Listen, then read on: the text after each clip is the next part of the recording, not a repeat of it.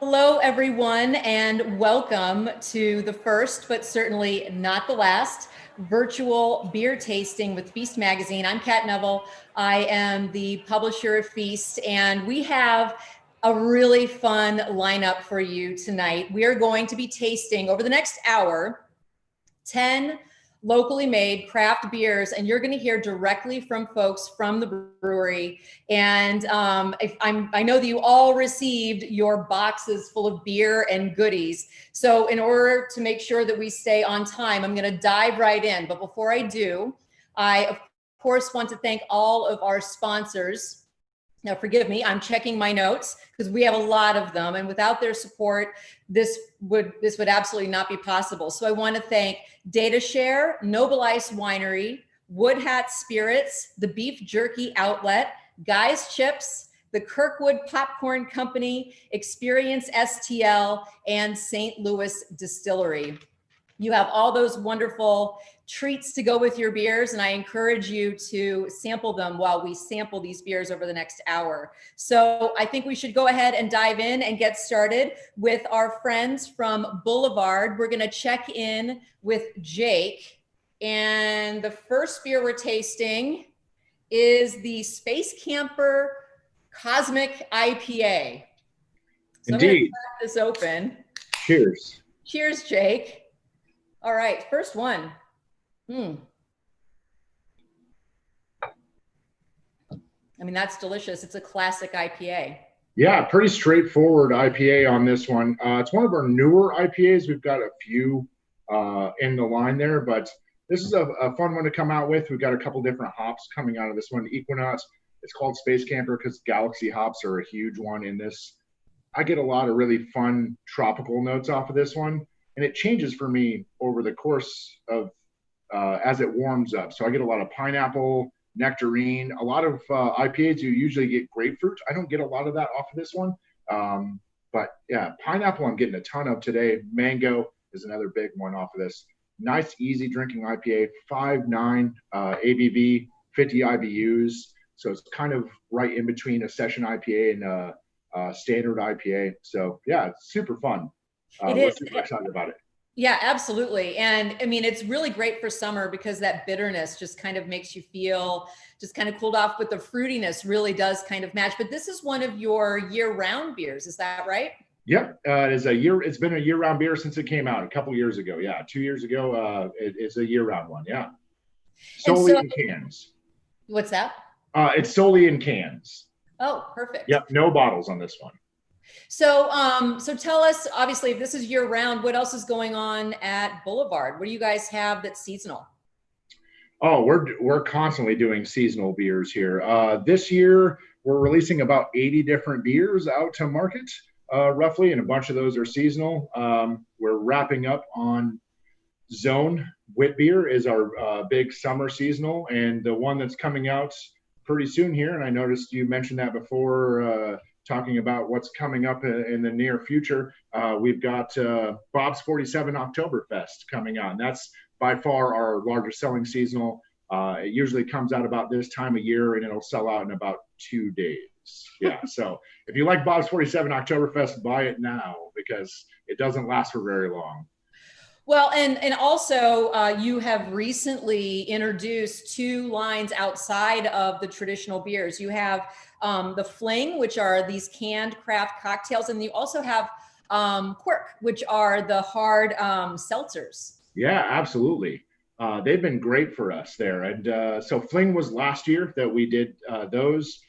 We've got a handful of cocktails out in the market, margarita, mojito, Mai Tai, so on and so forth. And then just this year, we decided to play around with some hard seltzers and see how we did on those. And we've got 3 of those out in the market right now. We've got a strawberry, a blackberry, and a pear out there, and they're doing great for us. Awesome. Do you have a personal favorite? I'm Team Blackberry on that one. And not everybody is on my team, but I'm Team Blackberry. I would say strawberry is probably the one that sells the best for us, but those people are wrong. It's Blackberry. It's the right answer. I love it. All right, so we're about to wrap up with you. So is there anything else you want to say about this really fantastic classic IPA? Well, buy more of it, please. Yeah. No, Space Camp is fantastic. We've done a couple of different variations of it in the past as well. You might see some of those out in the near future. We did a hazy version of it. We also did one with Lotus hops in there that we'll be playing around with in the future. So keep your eye out for if you enjoy this beer, you'll see some variations in the near future. Awesome. Thank you so much, Jake. Thank you so much. Yeah. Awesome. So next up, we are going to be chatting with Sean from Broadway Brewery, and this is a complete departure from what we just tasted. This is the, cracking it open right now, and I love the can. We'll have to talk about who designs your cans, but this is the Flor Blanca, which is a Mexican style lager, and it has a little bit of salt in it. Tell us about this beer. Oh. Hey, Sean, can you unmute yourself? Got it. There we go. We've been in quarantine for like 4 months, and this is still like only my second Zoom thing. So I guess I'm still a little rusty. You're good. So I'm good for it now. Yeah. So Flor Blanco, which is what you're drinking now, labels were designed by our marketing director, Harry. I think he did a great job on them, but the beer in and of itself was something that I originally brewed at our downtown Columbia brew pub last summer for the first time, and it was one that I ended up brewing a handful of batches of and decided to scale up to our production facility, which is just outside of town, where we now do canning, and it's been something that has been really good for us and gone over really well over the last handful of months that it's been on the shelves. And yeah, it's just pretty straightforward recipe, but something that we try to strike a balance of just the sweetness from the corn, a little bit of salinity from the salts to kind of balance that out. You know that salt enhances flavors in a lot of ways, but also a beer that can kind of be drank on its own. Or also you could add a fresh lime wedge too, and could kind of change the beer in and of itself. Unfortunately, we couldn't send out, a bunch of limes to everyone, but if you're drinking it later on after this whole thing, try it with a lime or grab some of the stores. Well, and I love it. And it really is. It's very light. It has a little bit of a sweetness to it, but it doesn't. This doesn't have enough salt where you taste the salt when you're drinking it. So it's not like a Goza, right? Yeah. We definitely wanted to strike more of that balance where it's there, but it's not really getting in the way of anything else. It's kind of more of an accent. And I think striking that balance with all those other ingredients as well, that was definitely a goal in all of it, where I kind of like the really in-your-face beers, but I also like the ones that are more subtle, where you don't have to think too much when you're drinking it, and you can kind of just enjoy it and not sort through all of it and pick through all the nuances, and can really spend time just enjoying the beer and enjoying the company with others if that's how it is. So yeah. Well, and especially, we've had unbelievably good weather this week, but normally in Missouri in August, it is ridiculously hot and gross. And this would be perfect. I can imagine I have a cabin down on the river in the Mark Twain National Forest. And this is what I want to be drinking when I'm sitting with a book in the river. Yep. That's kind of been my route in brewing and crafting beers, is like the things that I want to drink in certain places, and it's definitely one of those things where something light, easy drinking, nothing too crazy to fuss over, but also can kind of dissect certain characteristics of it. So yeah, I agree with you on that one. So over there at Broadway, obviously you're in Columbia, right there, smack dab in the middle of the state. When people can people visit you now, or is that something, what's the situation? Yeah, we're totally open. Our restaurant downtown Columbia is open. We haven't closed during we've closed in the sense of our ability to do dine-in service, but yeah, we're fully open. You know, obviously that we have a new mask ordinance and all that, but yeah, we're definitely welcoming of anyone that's wanting to come in and try stuff from our downtown location. If you can't do that and you're not traveling, understand. We've been canning for about 1.5 years, and so yeah, we are now starting to get distributed in Kansas City, St. Louis, Columbia. So there's a little bit more open opportunity for people. That's awesome. Yeah. Well, thank you very much, Sean. I love this. Congratulations. Thank you. Enjoy, guys. And so the next one that we have is Brian Nolan from Friendship Brewing, and Friendship is located in Wentzville. We have a nice big beer from our friend Brian. So I'm going to crack this one open. All right, delicious. And so this is called Andrew's Ale. And I think that kind of let everybody know the story behind the name. Are we live? Yeah, we sure are. Nice. Okay. Want to make sure I'm not very techy. No, the timing was great because last Friday would have been the yearly enormous fundraiser for this young man. Andrew was a young man in my hometown in Wentzville, a handicapped young man that passed away in 2015. Like every brewery, we had to do a first test batch. We just brewed a kind of a basic, simple, easy to drink beer just to learn our system. So we did, and then the very first charity event for this young man and the foundation that his family formed was a week later. So we showed up and donated beer, and we didn't even have it a name. We just called it Batch 1. So when we walked into the building, we said, let's call it Andrews. So the family cried. It took off, and people have embraced it in our community. So that's why we chose that beer for this event, because we missed their fundraiser with all the craziness in the world right now. Well, and so tell everybody a little bit about the brewery and the name, because when you really kind of dig into your website, you can see that so much of your values really are about creating a community through the brewery and having a positive impact on your community. Absolutely. No, thank you. Yeah, the name Friendship has roots in several different ways. Friendship is where I learned to brew. I learned to brew with great friends and spent years doing it. I was a corporate architect for years. And in 2008, when the economy went sideways, I had to redirect my life. And at that time, my friends urged me to do something I loved. So it became Friendship Brewing. And, one of our mission statements from day one was to be a good corporate citizen in our community. And thankfully, we've been able to do that in lots of ways and still do. Wonderful. And one thing we were kind of talking about how people, if they're able to come and visit you, and you actually have a huge facility with a pavilion and fountains, so people are able to visit and still stay safely socially distanced, correct?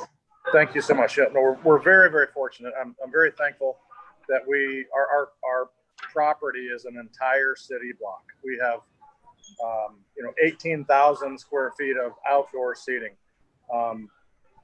2 big covered pavilions, huge. 3 fountains, a big 20 by 60 tent.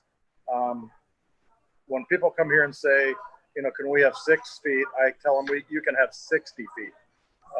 So that's served us well. And are you working on a second location? Thanks for asking. We are. We purchased a big building prior to COVID. So, we puckered up a little bit after that. But no, it's a property here in Wentzville on the north side to give us about 4 times greater brewing capacity. And it will be a tasting room, food, outdoor venue, music, etc. Wonderful. And so kind of how many beers do you typically have on tap at one time at the brewery? Every day here at our existing location, we have 30. 23 are Friendship beers. 3 to 4 are after hours beers, which is our our little brother that does a sours program. And then we keep a couple guest taps at all times. Fantastic. And so if somebody wants to support this cause, how do they get their hands on this beer? Well, come see us. It's the Andrews Huggs Foundation, and they formed a foundation after their son perished that has done amazing things. They've raised $100,000 a year since they formed the foundation, and it all goes directly back to handicapped organizations in our county, and they've just knocked it out of the park. We have the beer on tap. We have the beer to go in cans, growlers and crowlers. Fantastic. Brian, thank you. We really appreciate it. My pleasure. Always good to see you, Kat. Thanks so much. Yeah. Thanks for joining us. Cheers. Cheers. Next up, we are going to check in with the gentleman from Beer Sauce Shop as well as Missouri Brewing Company. And if you're not familiar with Beer Sauce Shop, they have a number of locations. And in fact, they're going to be opening up one in Baldwin as well as Kansas City coming up here soon. And they have an insane number of beers available. Something like, how many, like 600? Yeah, we have 600 individually priced beers on the shelves and 16 beers on draft, as well as 250 barbecue sauces, hot sauces, and rubs. We've got about 150 of those are our house labels, so we've been busy. Well, and the house label is brewed by Dave, who is the brewmaster at Missouri. Yes, this one. Lovely. The Orange Dreamboat. I love that. And I love the label. Who designs your labels? I do, after I've had a few beers. Well, that's the best time. So it's really, I mean, tell us how this partnership started, because Dave, you have been brewing their house beers for a while. Yeah, we've been doing it since we opened, actually. So about 3 years. So Andrew just gives us an idea and we just do it. And this tastes like a creamsicle. Yes, and that's what it's totally supposed to be. How did you achieve that? Do you put vanilla in it? It's a cream ale that's made with corn and oatmeal, and then I put coriander in it, orange peel, tangerine puree, and mandarina hops. So it gets a lot of different orange flavors from it, and then the vanilla just sets it off. Tell us a little bit more about this collaboration, like how, like, you know, Andrew, you're saying that you just kind of like come up with ideas, but where do your ideas come from, and how do you guys, do you do test batches and kind of, you know, throw things back and forth? How does that work? Yeah, so our most recent beer prior to the Orange Dreamboat was our Kiwi Lime Kolsch. And before that, we also did a bourbon barrel-aged dry cookied stout. So rather than dry hopping, we basically added all the flavors you would find in Oreo cookies and or Hydrox, whatever we say, just to make sure cookies. So we want to make sure we don't do that. But basically, Dave will come up with his recipe. I'll generally try like the base beer before we put in the barrels. And then we work with our friends at local distilleries and source barrels, let it age out for over a year. And then Dave will... There's some new barrels right there. Oh, yeah, fun. Barrels from Dogmaster down in Columbia. So we love working with local folks. So yeah, Dave will say, hey, I think I've got this right. Come taste it. And we'll say, hey, let's add more of this. Let's boost this up. Let's age it out. It's really fun. Yeah, it is. So we get to hang out, talk beer, drink beer. Mo likes beer. I do, yeah. So, well, that's the whole reason why you get into this business anyway, right? I mean, is to be able to hang out with people who also love beer. 100%. Yeah, it's fun to see everyone on here. Haven't seen them in a long time, but I think the cool thing for me as a retailer of all of your beers is I think almost everyone on here, I've either had your stuff on at the store on draft, or we have it in cans currently. And if we haven't, we certainly would love to. So, you know, the more canning lines we have, and that's the thing I love about Dave is I sell a lot of the beer. Dave helps either can a lot of their beers. So it's really cool to be part of this community. Is this your most popular brew? Is that what the one that kind of sells out? You only make it like once or twice a year, and people will like completely hoard cans of this? Because... And then actually what you were supposed to get in your pack was this one right here. We brewed like last week. So we're bad at calendars. Yeah. Sorry. We took that in school, but actually we wanted it really fresh for this fest, and well, it's very fresh right now. So Dave, tell us about your brewery too. Well, we've been around for right around 3 years. We moved into the old O'Fallon Brewery building. I actually worked there years ago in the same building, so I knew it quite well. And we have all our own equipment, and we just got a canning line in December, and then Rona hit, and we've been keeping that very busy with all our friends, helping everybody out, and that's been great for all of us. It's helped me out, it's helped them out, and now we're back kind of going again, and hopefully it all keeps going. So yeah, that's great that you're able to step in and help your fellow brewers. So is it people who maybe hadn't been canning before, you're able to help them get their beers out into the market? Yeah, most of them. Wow. Well, there's one that they were just dabbling in it, and all the rest of them, nobody was canning at all. And so we did 13 different breweries. One of them is on this call here. And so. That's great. Yeah. And so kind of tell us about, as far as the shop, these house beers are only available there, correct? That's correct. Yeah. So we do them in draft in a very limited amount. So you can come in, obviously no seating at the bar currently, but you can have a walking around beer, as I like to call it, shop for your beers, pick up a 4-pack of this beer to go, and enjoy them. So yeah, they're available here, and then in smaller quantities. Most people buy them at Beer Saw Shop and say, "Oh man, I got to get more of that," and then they'll go to Dave and have another pint and hopefully buy a 4-pack. So that's great. We generally have a little bit here, but Andrew gets most of it.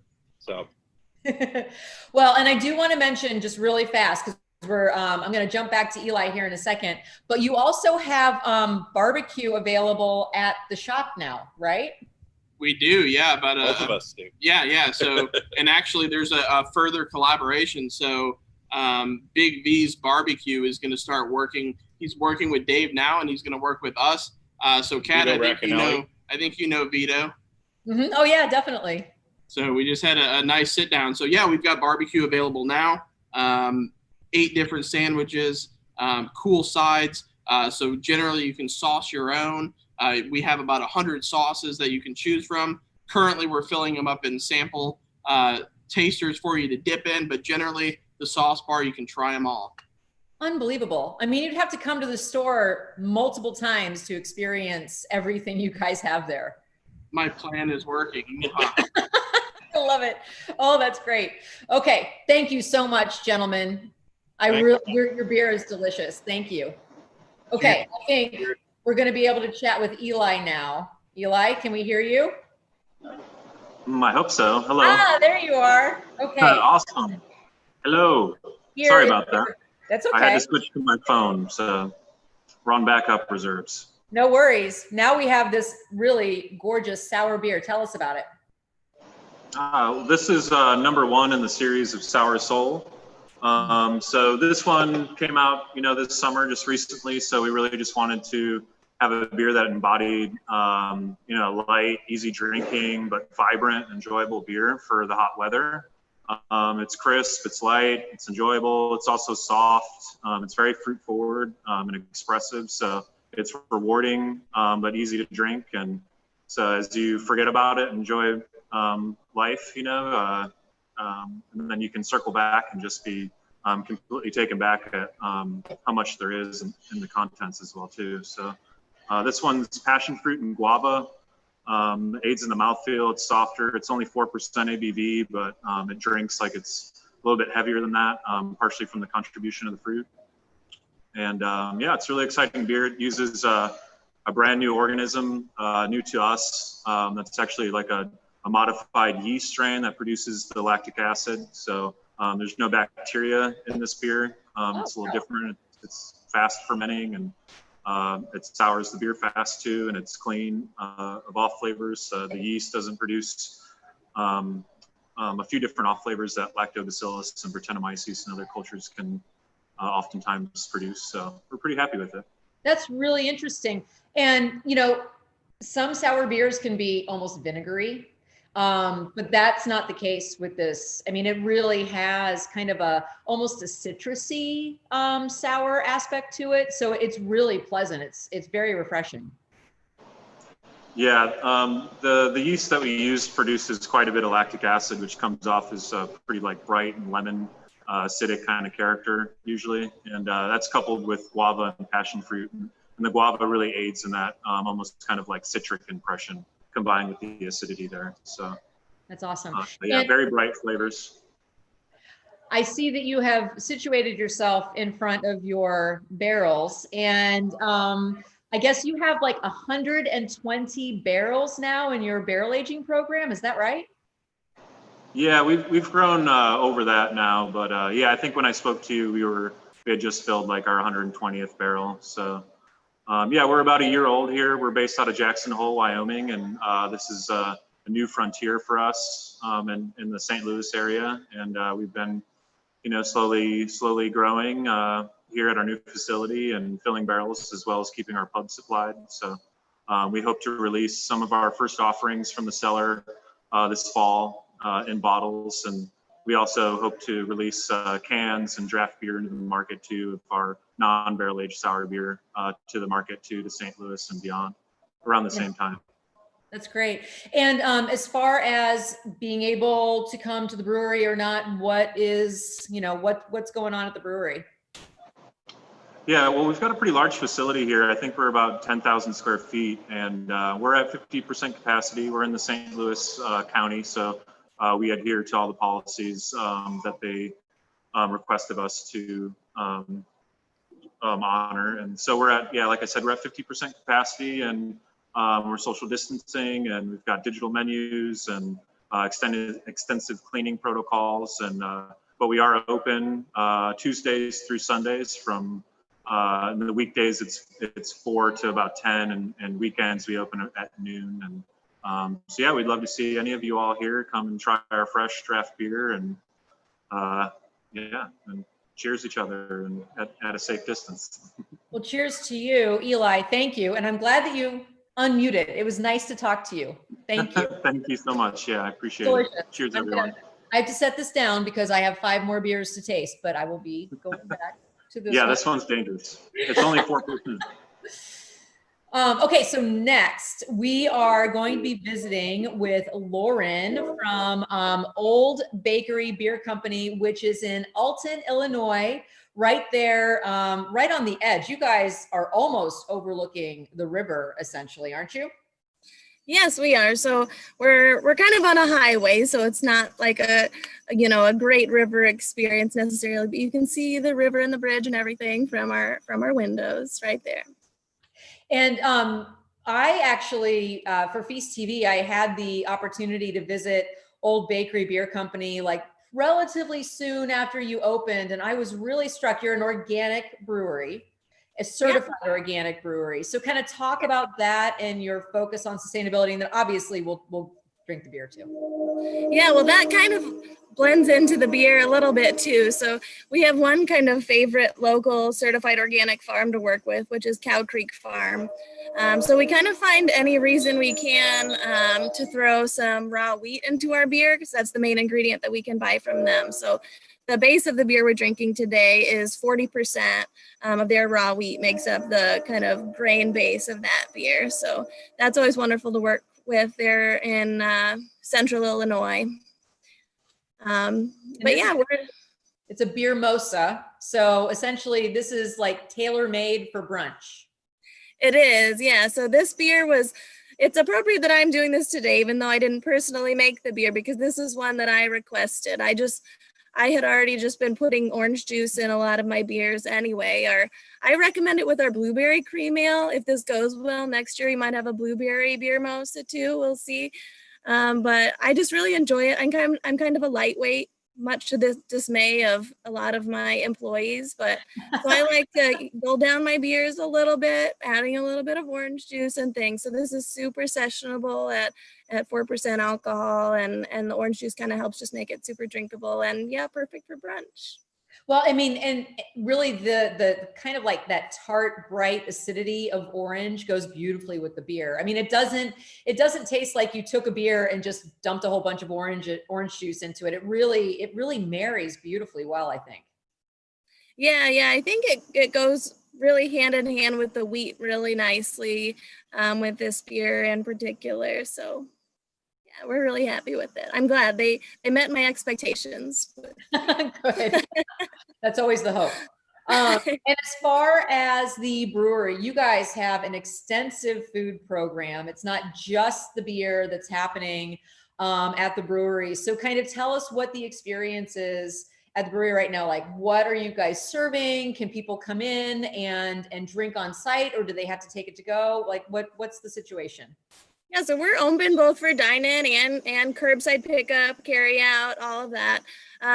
Luckily, we're able to have our private event space open at busy times most of the time, so that provides some additional seating. We've already got a really large seating area, so we can kind of spread people out a lot. So that's been great. But our food program, the one thing that disposable menus are great for are changing up menu items. So we've done kind of a fun program with that, and just encouraging all of our employees to come up with their own menu items. If they're good, they'll stick around for a little while. If they don't sell that well, they'll at least get a week on there. But so our employees have really enjoyed that. You know, it's not really a great time in the world for, you know, employee morale and in hospitality. So it's been kind of a great way to kind of keep everybody's energy boosted and interested in what's going on. Yeah, absolutely. And I remember it truly is hello, beer. The brewery is located truly in an old bakery building. And when you walk in, you actually are able to walk down this super long hallway, and you walk past these like picture windows where you can see like the entire brewing apparatus, right there on site. It's really neat. It's kind of immersive. Like before you get to the tasting room, you can really kind of get a sense of where all the beer is made. Yeah, it's a pretty long walk, which, yeah, love it or hate it. It's about 150 steps from the door to the bar, I think, is what we've, figured out. But yeah, it's kind of like a little self-guided tour, totally self-guided though. We have no descriptions or infographics up. You just make it up as you go along. That's awesome. All right, Lauren, anything else you want to add? No, that's great. Cheers. Cheers. Thank you. Beer mosa. Perfect for brunch. That's delicious. Okay, so next up, we are going to hear from Stephen HALE of SCHLAFLY Brewing, but he threw us a curveball on this one. Stephen, we're tasting a mead. We are indeed, Kat. We call it Boomerang. I think a lot of people are familiar with it. We call it a mead spritzer, and it's a little bit off to the side of your regular offering of beer for us at 90 calories, 4% alcohol. This is gluten-free. There's no sugar. I think I got all the stats. There are a lot of stats. They're all listed on the can, so I would encourage people just to look that up. All the information's on the website. I often say, don't listen to what I'm saying is gospel truth. Look on the website, look on the can itself. That'll give you the real information that you need. But we wanted to make something a little bit different, and we had made several batches of mead in our past history, both some 5% meads and also some 12 and 15% meads, which tends to be an average ABV strength for a lot of home brewers and home mead makers, which is what I used to make in my past. But to change it up a little bit, we use only 3 ingredients: water, honey, and citrus, obviously water too, because mead is diluted honey fermented. And then you can add different flavorings and things. So if you're health conscious, if you don't like high alcohol things, it's super refreshing. A lot of people will mix it with a cocktail, make a cocktail out of it, mix it with something else.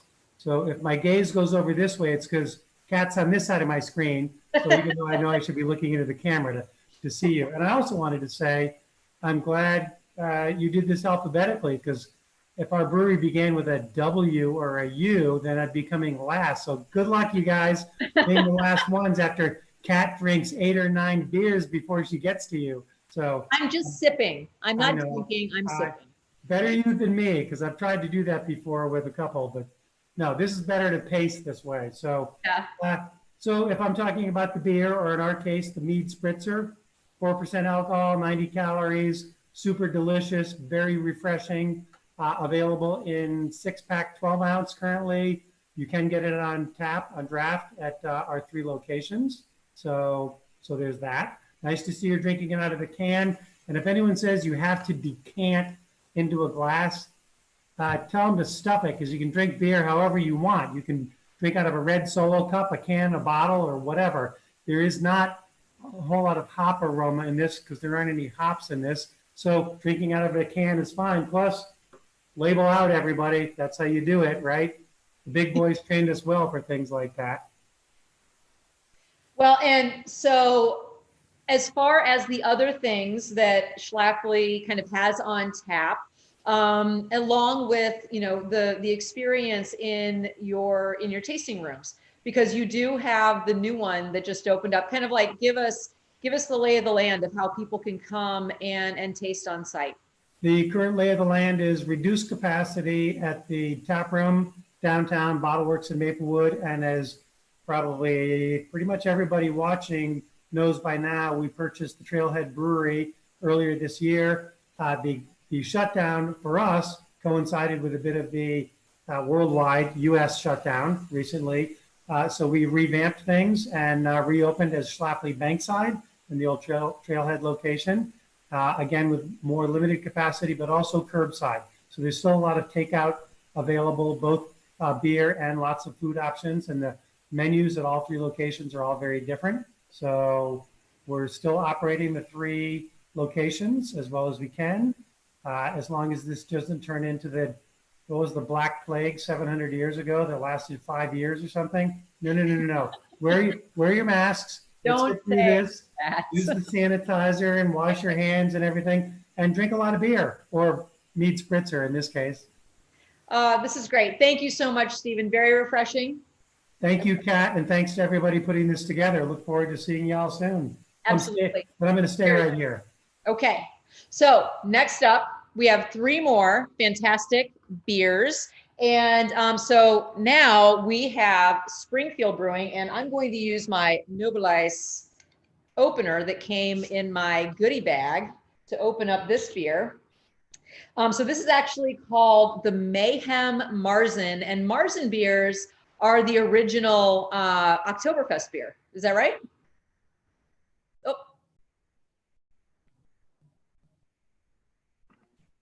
Sorry, I thought I did that. There you go. Perfect. Yeah, pretty much.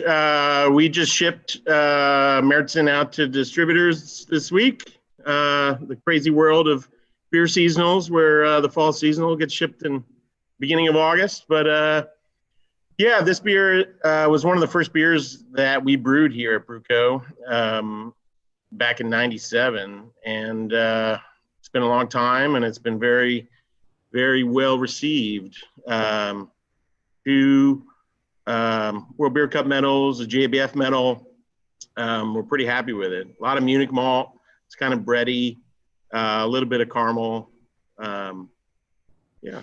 So it's a very traditional beer. Did you go with a traditional recipe? How did you develop the recipe for it?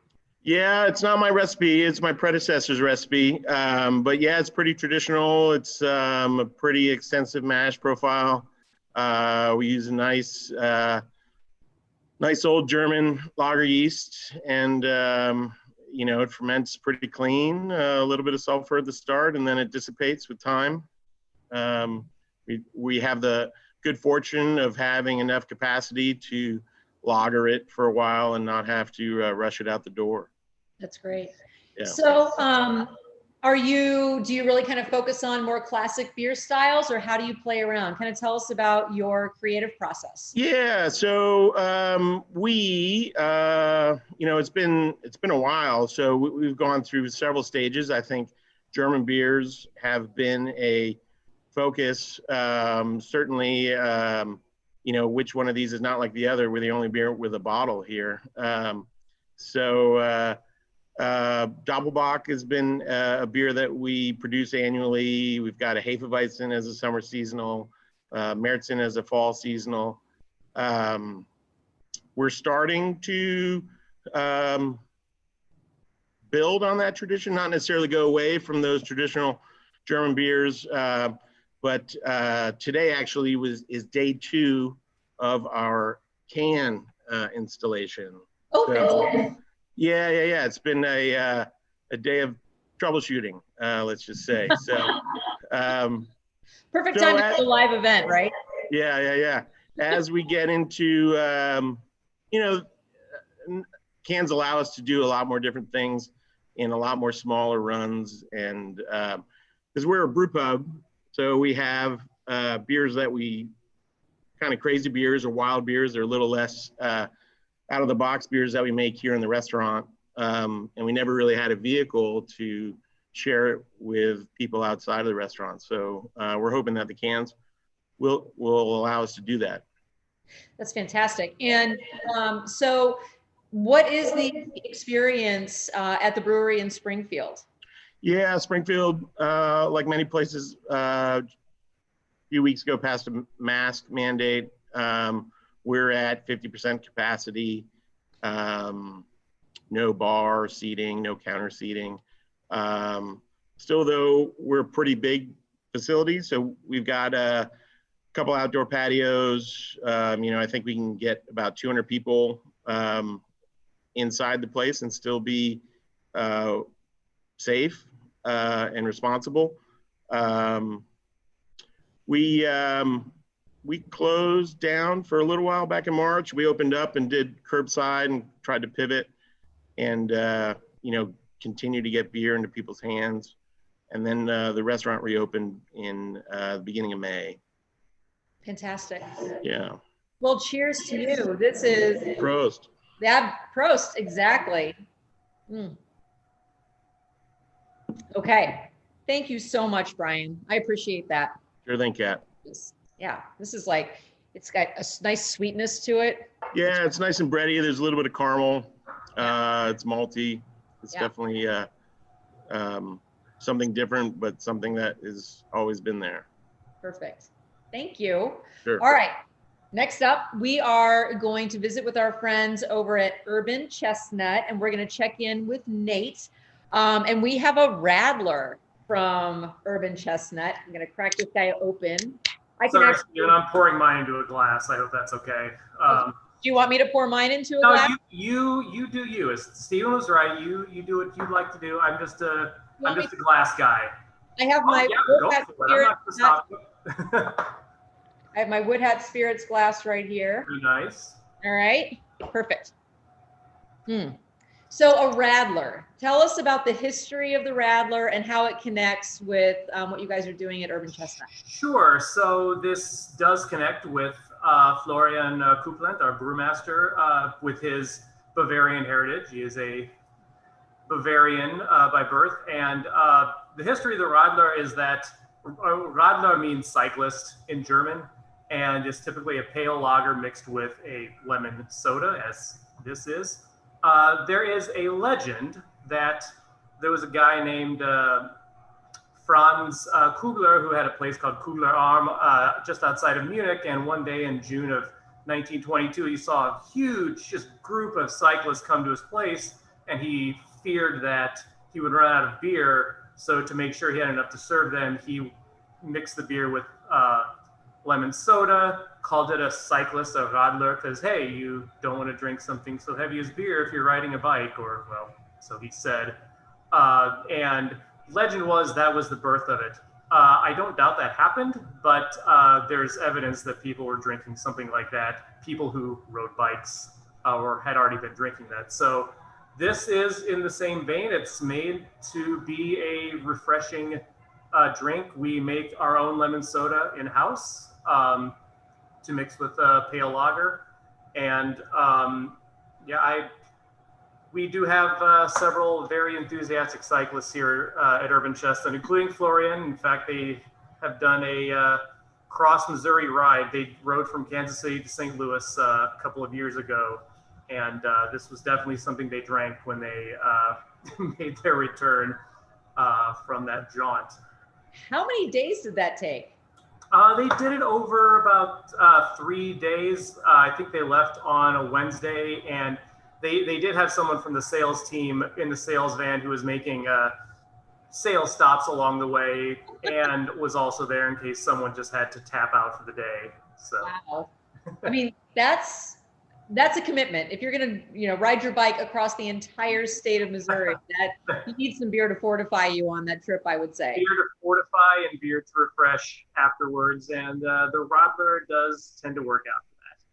Well, and I love the fact that you're making the soda in-house. I mean, you aren't just buying something and putting it in with the beer. I mean, you're doing everything from start to finish. Correct. Yeah, that's something it's easier for us. We have control over the whole process. And as Florian likes to say, I like being in control. So that does help us. And the other thing, it does help us with just controlling how sweet this is. A lot of Rodlers that are out there, especially the ones you find in Germany, tend to be a little on the sweet side. And this one is not nearly as sweet. A lot of our philosophy is sweet beers or sweet anything kind of means that you don't want to drink a lot of it. And well, obviously we want people to feel like they can drink a lot of something. And so a couple things I want to ask you about your Oktoberfest.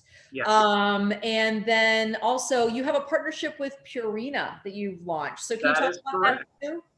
If you have a preference on which comes first, I'll talk about Purina first. So right now we have the Raise a Pint for Pets program, which we are offering a curbside meal deal, not only for our human fans, but also our canine fans.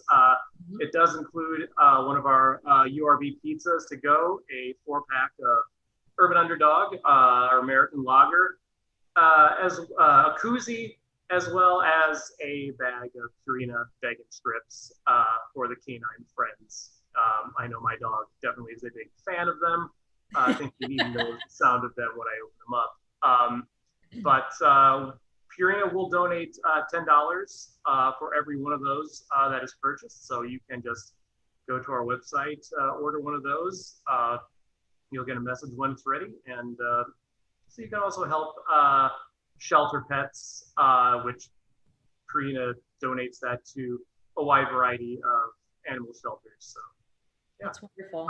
And the Oktoberfest, yes, for all those of you who are fans of Bavarian tongue twisters, or you can just call it OCATs. Our Oktoberfest beer will be coming out over the next few weeks. It's in the tank right now, and it's a little Oktoberfest this year for all of us is going to be a little different, but I'm sure I will put my lederhosen on at some point, September, October, and drink a liter of it. Well, we'll have to stop by the brewery to see that. Yes, we will have that available, and if I have to make an appearance in my lederhosen, I will do so. I own them for a reason, after all. So just really very quickly, what is the situation with being able to come to the brewery? Are you guys like fully open or what? Right. So I'm in the quality assurance lab right now, and I get to look out over the beer hall. We are at reduced capacity right now at about 35%, but the large beer hall tables that we have, we've taken a lot of those out. And they're more spread out. We do a wait list for people to come in so that we can control how many people are here. We're doing table service now, which is something that's brand new to us, but it makes sure that everyone is spaced out safely and you can still enjoy all the food, all the beers that we would serve in the normal times. That's great. Well, thank you so much, Nate, for being here. Cheers. Cheers, I'm glad folks. I poured it into my wood hat glass. It's delicious. Okay, so we collectively, all of us, have made it through to our final beer. And I love this because it is with Wild Sun. And Wild Sun actually was launched in 2015 as a winery. And so it has really grown and expanded over the years. And now you introduced a line of beers, and that's what we're able to experience today. The American Blonde, which was one of the first that you came out with, right? And so, Jim, you're actually the brewmaster, correct? Mm-hmm. And you're an alum of Anheuser-Busch. Yes. So you're kind of bringing all of that experience into brewing these new beers. Yes, actually, I started brewing at Pabst Brewing in Milwaukee in 1973. So I've been making beer for 47 years. I love it. That's perfect. And so just a couple years longer than Stephen Hale. So what attracted you to kind of coming on board and developing these beers? Well, after working in the commercial business for a long time, I always wanted to try brewing beers that were our own, and so I basically just started going backwards, I guess, and brewing in my garage, where most of the brewers that we've been talking to started out in their garage and went into commercial. Well, I went the other way, and have been really enjoying more of a hands-on situation of developing our own beer brands. And so you have kind of like steadily introduced new beers. Obviously, it was the American Blonde, and then you also had the Sunset Red at the very beginning. But then you introduced a porter. Is that right? Yes, yeah, it's a really great beer. It's one of the few ones where when I first brewed it the first time in the garage, I hit right away, and it's got a lot of really wonderful flavor notes. It starts out with a slight coffee or aroma, and then you leave it sit for a minute or two and it fades to chocolate. Oh, lovely. Well, that sounds delicious. And, obviously this is a brewery and winery situation. So you're able to take advantage of those spent barrels. And it sounds like you're going to be actually aging some of your beers in the Wild Sun wine barrels. Is that right? That's the plan. Yes. I think it's just Ed that I can't hear.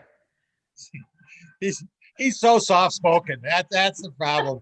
But this is a great combination, because when couples come to a winery, and a lot of times maybe one of the couple likes drinking wine, but maybe the other one's looking around for a tap, and so this way they come to Wild Sun, they can have both. That's awesome. And you guys are in Hillsboro, Missouri. So kind of talk about the location and what people can experience when they come out there. I'm going to lean in as far as I can. Please do. Hopefully you can hear me. So we're about a half an hour south of St. Louis. So if you just come down either 55 or 21, it's literally 25 minutes really from 270. And then we've got about 10 acres down here with a lot of shade trees, a nice big pavilion, a lot of patio space. So there's plenty of room for everybody to stretch out and enjoy themselves. We've got food, we've got wine, we've got beer.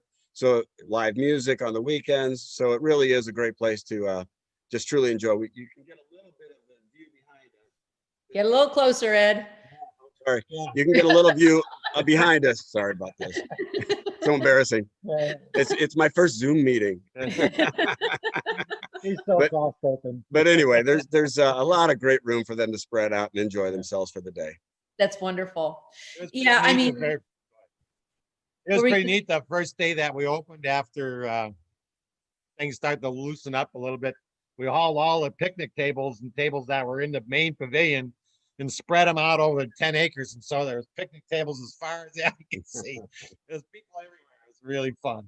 Oh, that's wonderful. Well, thank you for wrapping up our 10 fabulous beers Yeah. to all of you, every single one of you. Thank you for joining us for our first, but not last, virtual beer tasting. I really appreciate that you took the time to hang out with me for the past hour. And I have to say, I feel kind of proud of myself that I'm hitting the mark almost exactly at 8 p.m., which was kind of my goal. I've been like eyeballing the clock. So obviously, I want to thank you. I want to thank all of the folks who are joining us from home and tasting along. And of course, I want to thank our sponsors because quite frankly, I mean, without them, none of this is possible. So I'm going to go ahead and mention all of their these generous sponsors so that you're aware of who was behind this. And that includes Data Snare, Noble Ice Winery, Wood Hat Spirits, Beef Jerky Outlet, The Guy's Chips, Kirkwood Popcorn Company, Experience STL, and St. Louis Distillery. So thank you to all of our sponsors for making this possible.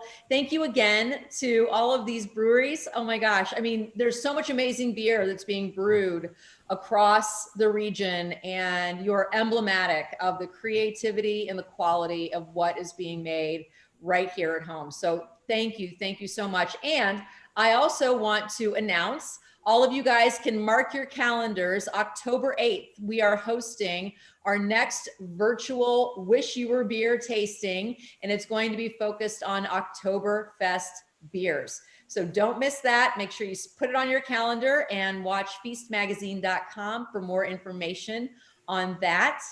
All right. Well, I'm sad to sign off. I have all this beer now that I need to be drinking. Hey, Kat, can we just hang out and talk to each other as brewers? Absolutely. All right, everybody, unmute. It's free for all. And thank you, Kat and Feast Magazine. Bravo. Thank you. Cheers, you guys.